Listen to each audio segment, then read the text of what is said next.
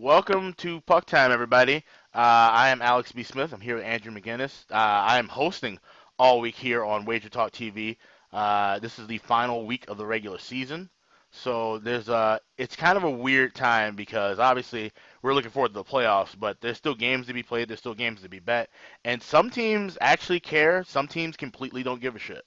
It's our job to really kind of dig deep and figure that out and give you guys that information.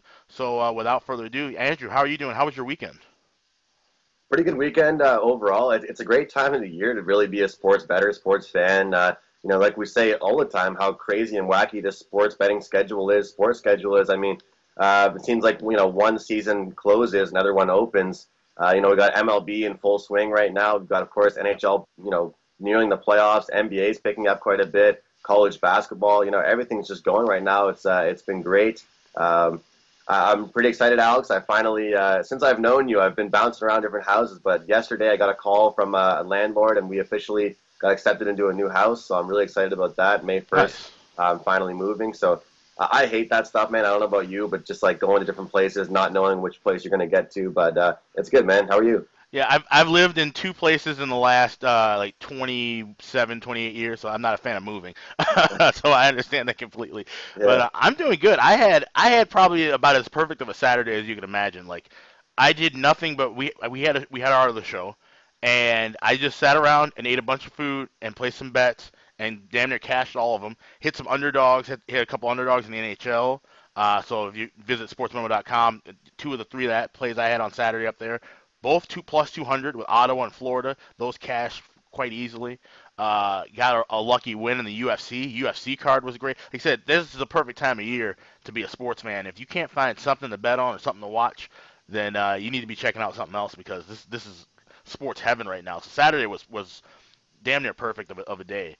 And yesterday was pretty good as well. Like I said, we got the Final Four rolling, and it's here in my neck of the woods. It's across town in Minneapolis, so I hear way more about the Final Four than I want to, and all the extracurriculars and all that different stuff.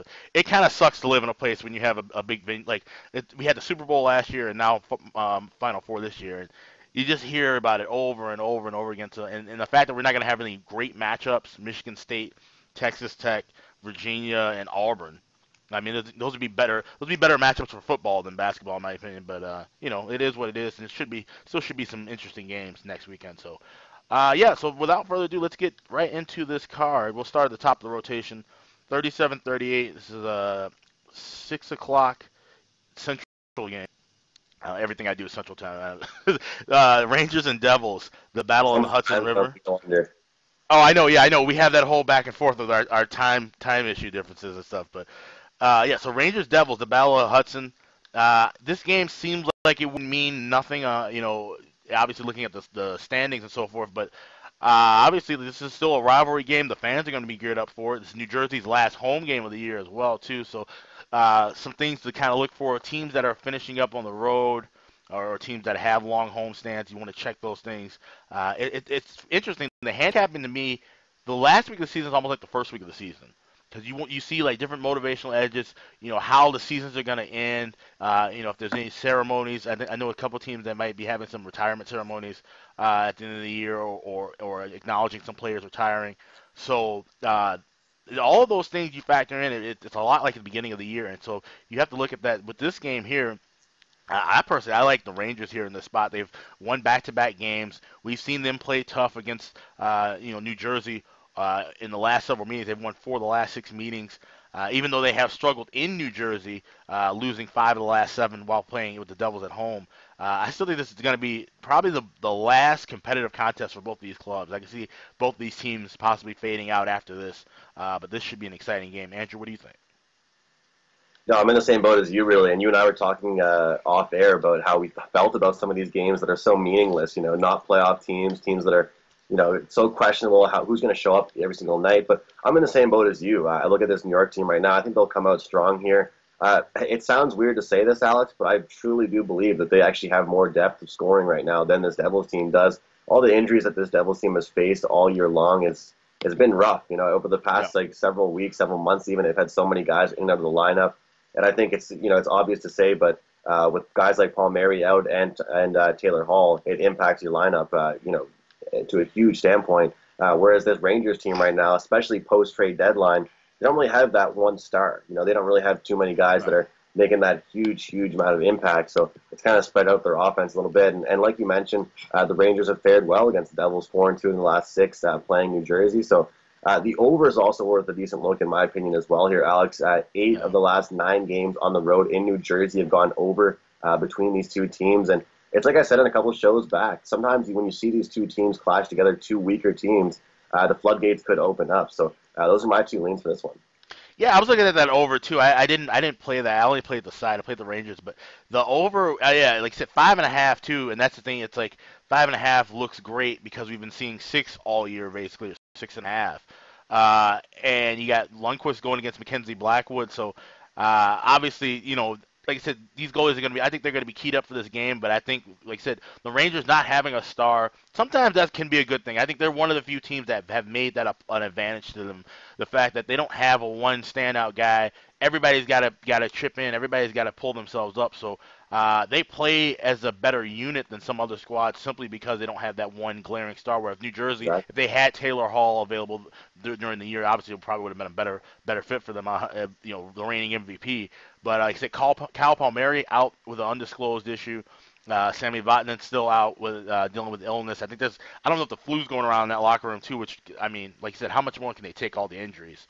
Let me give credit to Mika Zibanejad as well, though. Too. I mean, he's been kind of that guy for them. But besides that, I mean, you've got Chris Kreider back in the lineup.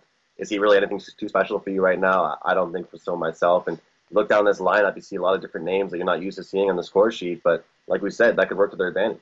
Yeah, and their team looking toward the future. So obviously you got some younger guys. Like I said, they're almost taking this as an extended kind of training camp into next year, and having a good form going into the end of the season can help. Especially guys looking for contracts. There's a lot of things that individually players have to play for in these last games, where it may not always be related to a team effort. It could be just their individual goals as well.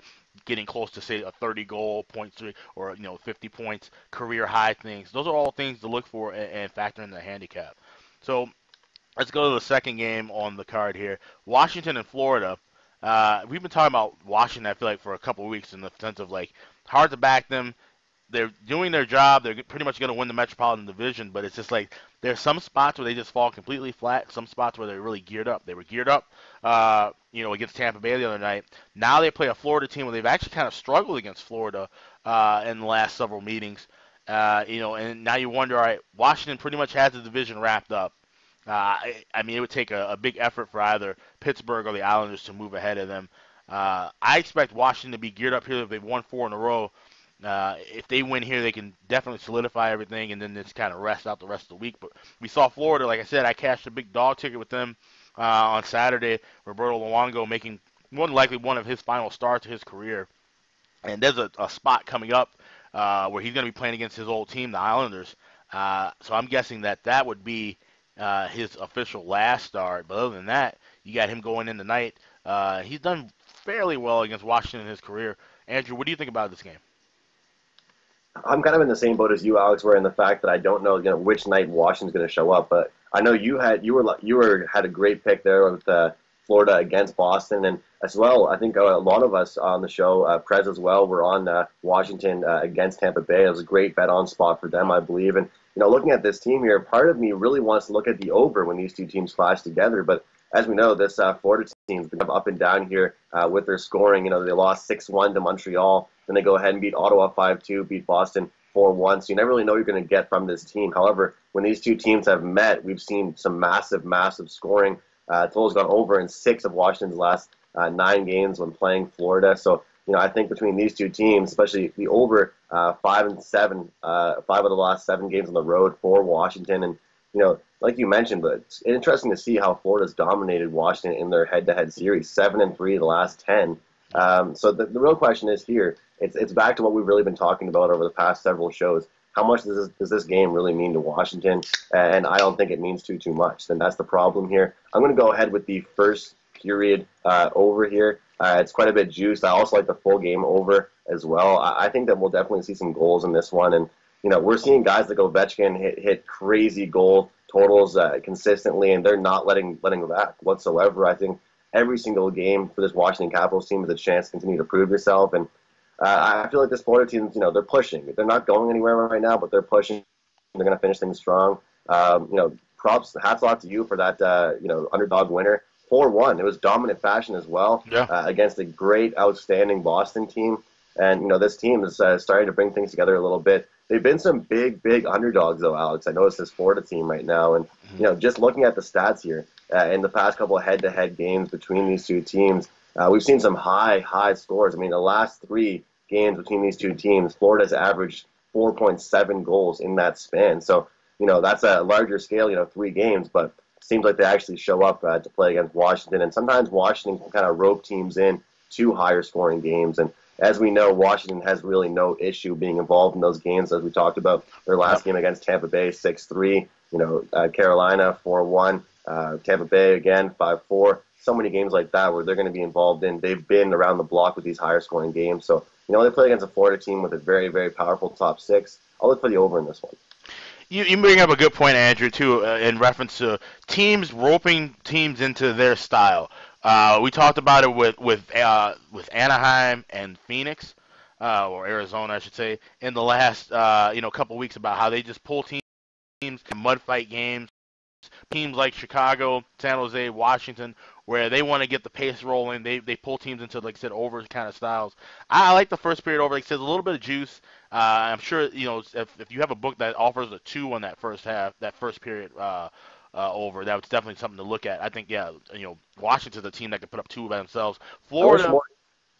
I'll say what you're gonna say. I wish more books did offer the 2. I thought that was going to happen. I mean, when we saw it happen, there's a lot of books in New Jersey, like FanDuel and DraftKings. They offered the 2, and I thought that was going to start carrying on because 1.5s were getting crushed.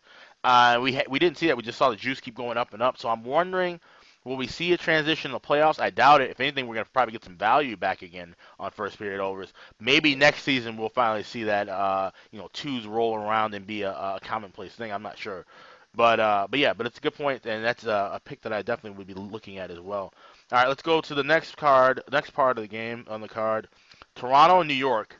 This is an interesting battle because both these teams are already in the playoffs. It's a pick 'em price, juiced to the under 6 minus. I'm saying minus $10, $15. So pick 'em on pretty much everything. Obviously, we know the Islanders fans are going to be geared up because they're going to be yelling at number 91 in white all night long, like they did the last time these two teams played.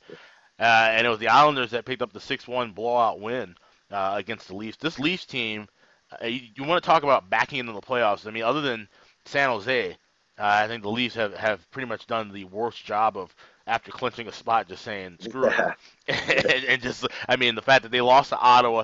I guess you can't look at that Ottawa loss too bad now because Ottawa just seemingly, I mean, if they're going to get up for anybody, it reminds me of when, like, the old days when the Hawks played the Red Wings. It's like the Hawks would lose like 14 games in a row, and then Detroit comes to town and they play well against Detroit. So, Ottawa, obviously, that's a rivalry game, and they treat it as such.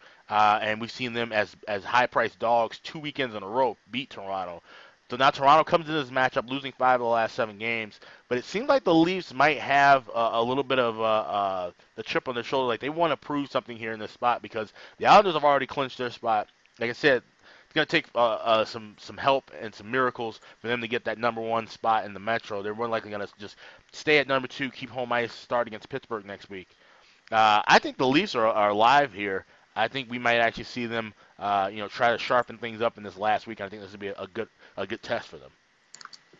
Well, yeah, I think, first of all, it's important to mention that sometimes in hockey, sometimes in sports, sometimes in, like, the media, it doesn't matter what's going on as far as stuff like the whole John Tavares thing, stuff like, what happened in a previous game. But I think it really does matter in this one. 6-1 was the score in that last game, like you mentioned. That's no 2-1 game. That's no close game here. That's an absolute blowout. That's a New York team that came and they showed up. They were a lot more ready, a lot more fired up. You saw it from the fans. You saw it from the players. They seemed ready to go.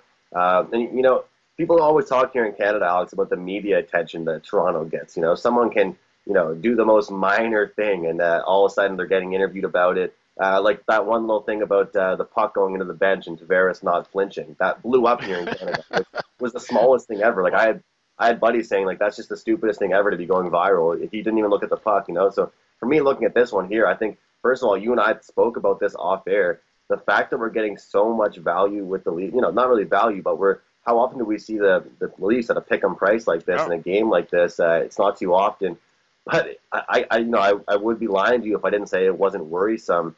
The fact that they've been dropping games to teams that they certainly shouldn't be. This Leafs team, like you said, I mean, a 6-2 loss to Ottawa last weekend and a 4-2 loss this past weekend.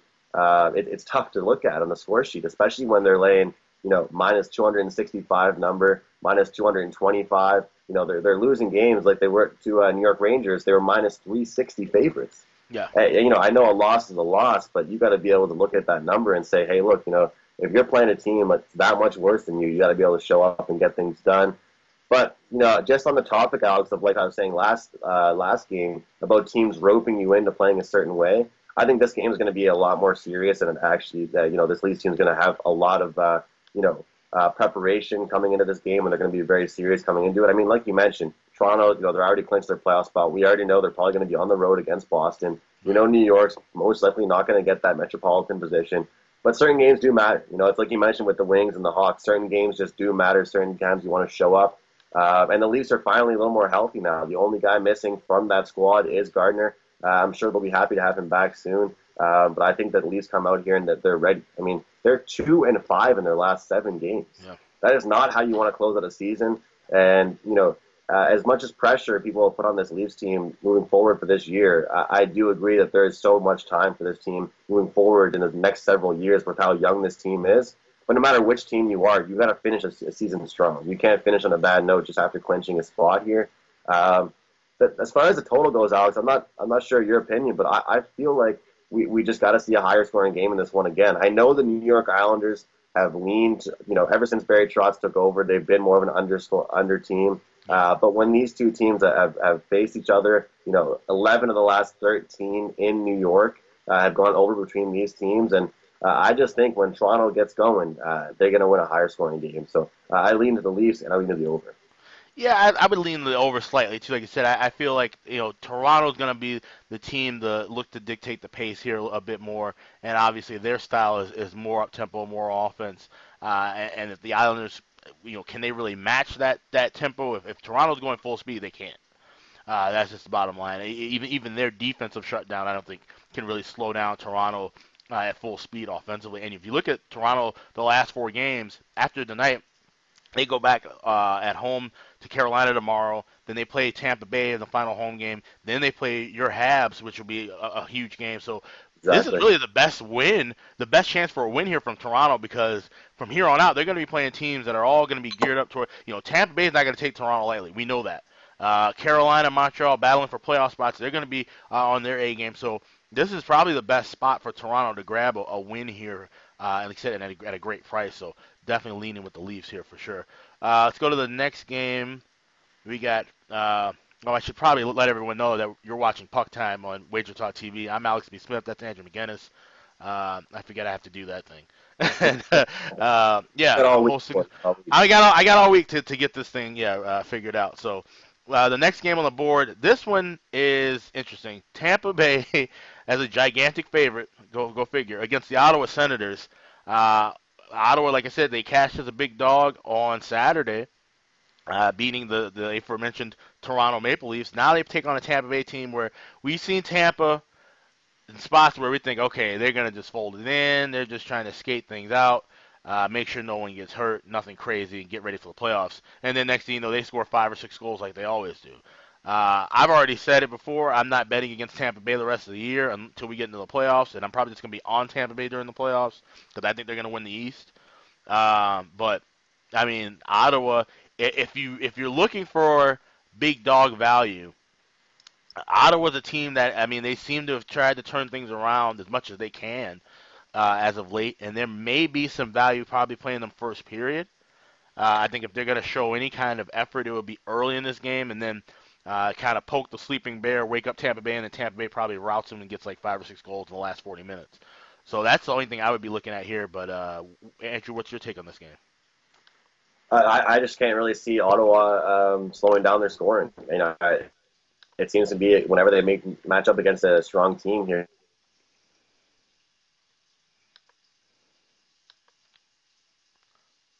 Andrew, we lost you.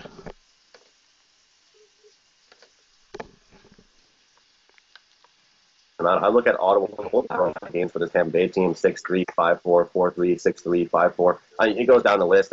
You mentioned it. This team has not taken their foot off the gas pedal.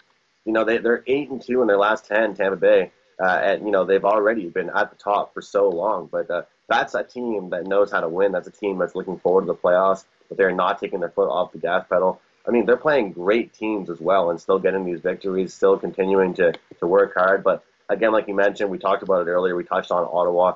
Credit to them at huge underdog prices, cashing quite a few tickets.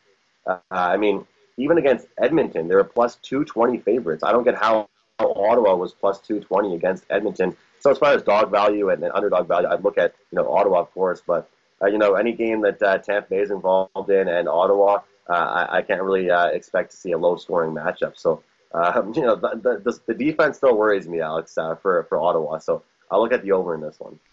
Yeah, it's weird. You look at Ottawa's last 5 wins. They picked up a 2-0 win against St. Louis as a plus 219 dog. 6-2 win over Toronto, the plus 225 dog. Edmonton, as you mentioned, the plus 220, the 4-3 win. 4-0 against Buffalo as a pick 'em price, and then like I said, it closed at 185, but it was as high as 200 with Toronto the other night. So, I mean, if you were just riding Ottawa, even with the 3 losses they had, you're still in great shape as far as the bankroll goes. So, like I said, those are the things we look for, here in this final week. Some teams are, trying to wrap up strong, and other teams are just trying to get ready to go golfing. So Ottawa seems to be of the former in that, but like I said, can't go against Tampa Bay here. The game of the night, without question, is Colorado at St. Louis. St. Louis minus 160, 165 favorite. The over 5.5 at even money. Like I said, it's a humongous game here. I mean, you got St. Louis with a chance to make a run for the division. They pretty much have to win out to get that, but that is possible. While Colorado just trying to fight for their playoff lives. Uh, you know, Dallas I think only needs 1 point to officially clinch, so that means there's only one spot left, and it's between Arizona and Colorado in the West. This is going to be a very exciting game, and I want no part of betting this honestly. Even though you technically getting a little bit of value at Colorado. I mean, to get plus 140, plus 145, the team that needs to win, that's always nice. But St. Louis and going against Jordan Binnington has been a losing proposition for quite some time now. I'm not going to do it. St. Louis has won 7 of the last 10 meetings here. If I had to play this game, I would probably look at the regulation line with St. Louis. You'd only be laying $1.15 there. But I'm just going to watch this game and enjoy it as a fan and stay away from it from a betting angle. Yeah, for me, Alex, I find this one interesting because you look at the way Colorado's been looking right now, and Grubauer's been looking pretty good. Yep. He's actually been making them look like a pretty good team. And I've talked with you all year long about how I felt that this Colorado team has underachieved. They have so much talent. They have goaltending when it's there, and they should be a lot better than they are. But am I going to go against Binnington and the Blues? The answer is no. I've been burnt too many times doing that. And it's time to go back and just hop on the train of Binnington and the Blues. And it seems like Mikko Rantanen is now doubtful for the Avalanche as well tonight. And looking at this Colorado team, of course, they've covered some decent games here. They've played Arizona, Vegas, Chicago twice, and they've all been involved in some pretty close games, especially even against Dallas. Colorado getting it done at some plus money price here. But yeah, this St. Louis team continues to get the job done, and they're going to be getting ready for the future here. They're going to continue to try and play strong. But then again, these are two teams that are playing some good hockey right now. Kind of a shocker pick here. I know we're seeing a 5.5 number, but I'm going to look at the under. I see Grubauer playing well. We see Binnington doing his thing like usual. Unless we get a really fast start to this one, I expect a lower scoring game. So my overall pick for this one will be under 5.5. Yeah, and that makes total sense too. Like I said, Bennington's been playing out of his mind. So is Grubauer, and it's funny because we saw Grubauer play well a year ago, right around this same time. It was, Holtby was struggling a little bit for Washington. Washington was going into the number 1 seed. We were wondering, is this going to be the same old Capitals team to blow it in the playoffs? Grubauer bailed that team out and would help make that run to the cup, and then that's when he ended up getting the big contract from Colorado.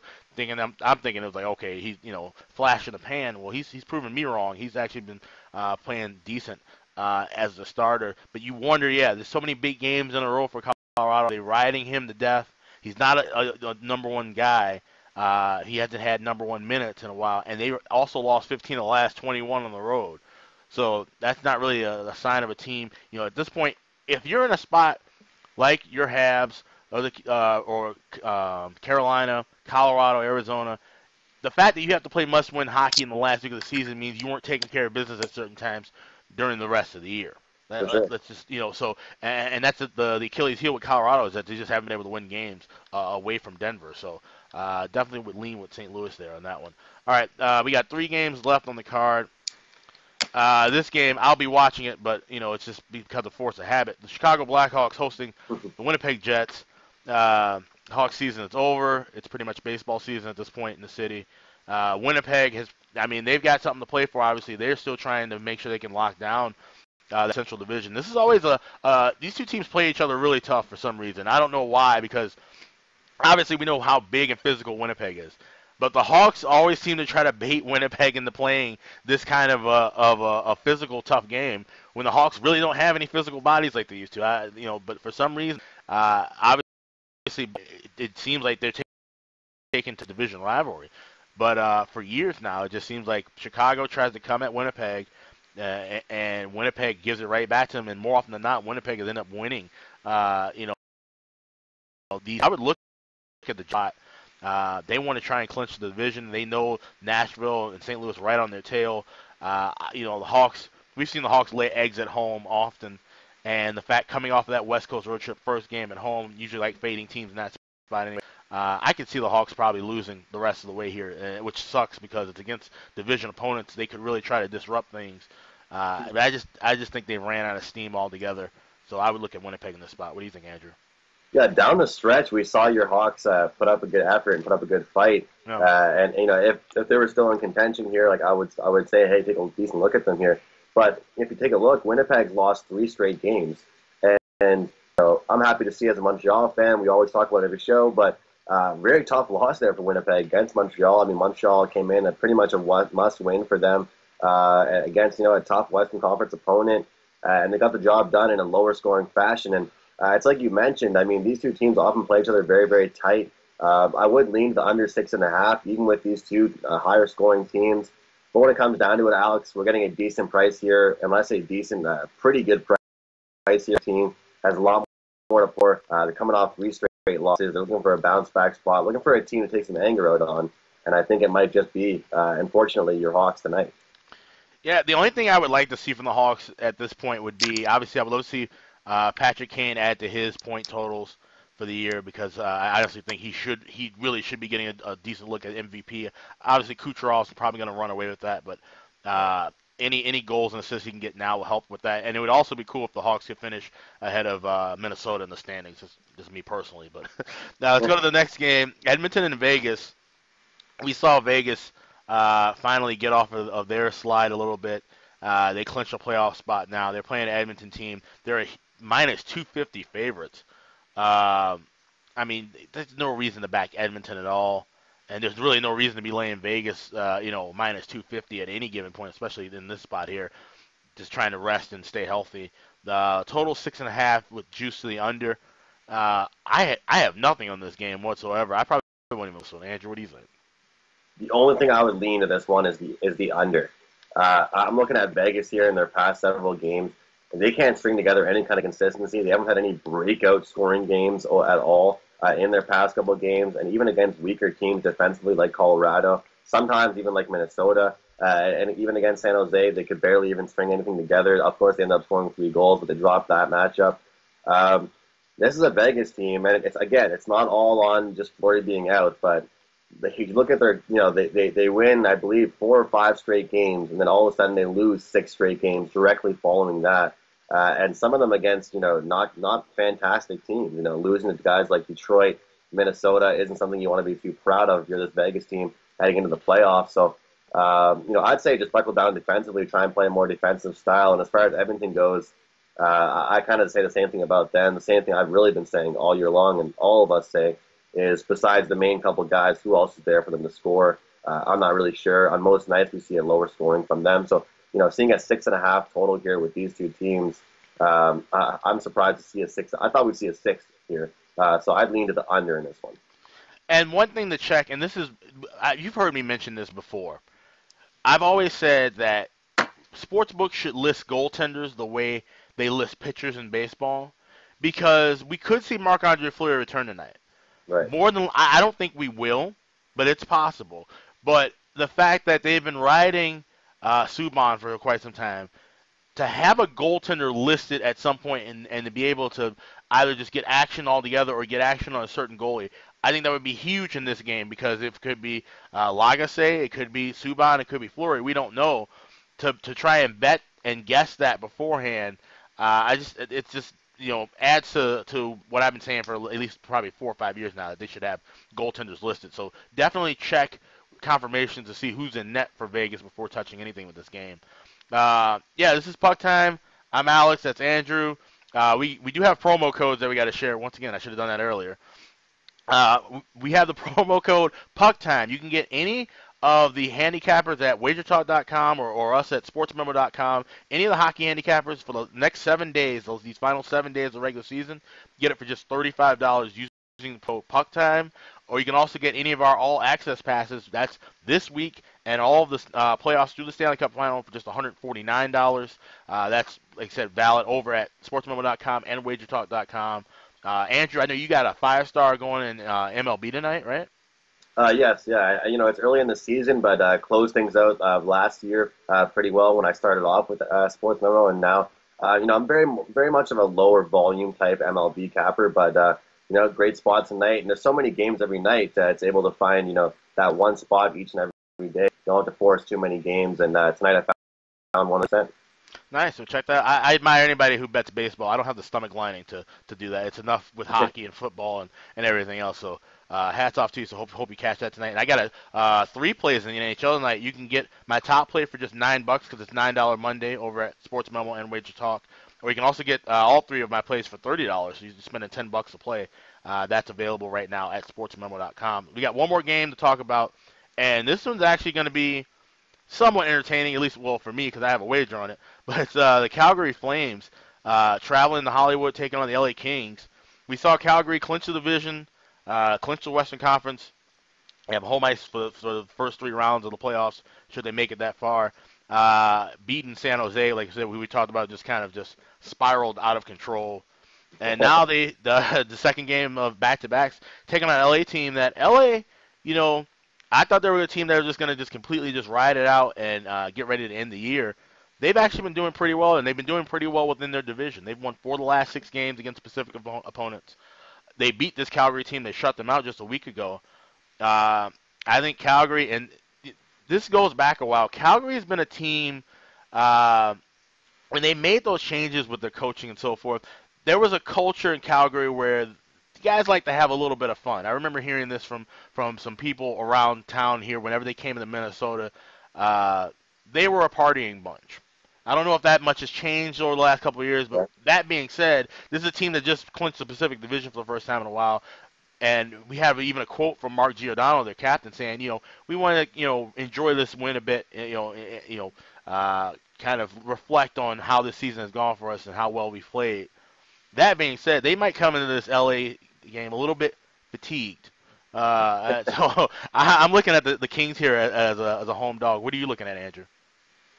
Pretty much using all the philosophy you just said, I'm looking at the under, just because I don't think they show up motivated. So it's kind of the same philosophy that you have for your reasoning. I'm looking at the under. I mean, 5 straight games between these two teams have gone under the total. We're seeing a 6 here. We're seeing an LA team that's been involved in plenty of close games, and looking at the majority of those games that they've won or been involved in that are very close, they've been more so 3-1, 2-1, 3-2, close games, very tight knit. And if we look at this LA team, they're very physical, very big team, and Calgary's been more like that these days, preparing for the playoffs. And I think that there's a team in this league, Alex, that can get a little bit too excited about a previous win, clinching that spot, and all of a sudden going to play a weaker team the next day.